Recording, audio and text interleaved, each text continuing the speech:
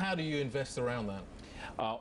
Holistically. And I would still keep it in the equity market, to be honest with you. And I would focus on the very largest of American businesses with at least 25% of their business coming from someplace outside of America. So that basically about 200 companies. But China's going to slow down. They have to slow this economy down. They will slow it down. But it's funny because I just did this study and I looked at all the companies that actually invested in China, all the American companies that invested in China.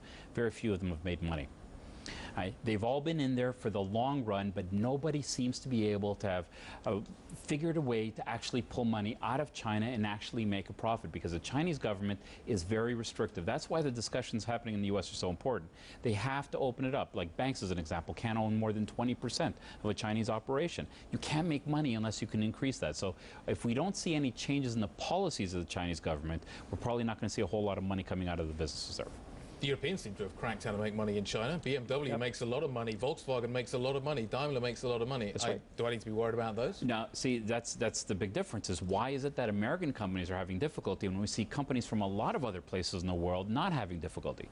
So I'm starting to wonder, how important is America to the Chinese government? Yes, they have all the pomp and circumstance going on right now, but they seem to have a preference for non-American organizations because they're the only ones that seem to be making money. And that concerns me, and it would concern me as an investor in the US. US consumers buy an awful lot of Chinese goods. I call it mutually assured economies. They need each other. They absolutely need each other, but there still seems to be a lot of stress between the U.S. and China, and they seem to be fighting on every little battle, whereas China and Europe, or China and the rest of Asia, don't seem to be having these battles. It seems to be a lot easier to do it that way. So I suspect that the large companies in Europe are going to do better in China than the U.S. How would you handicap the probability of China being able to slow its economy down, with the net result being a soft landing? Yes, I actually think they have a very good chance of doing that because they can make changes overnight. They can actually change the banking system literally in 3 or 4 hours, whereas the rest of, especially Europe, we have to discuss it for 8 months before anything happens. They can do it overnight. And because of that, they can allow the economy to move much greater than we can in Europe. We have to anticipate moves. In China, they don't have to anticipate moves. So we're going to get nervous because they're going to reach limits very quickly, but they can change them very quickly.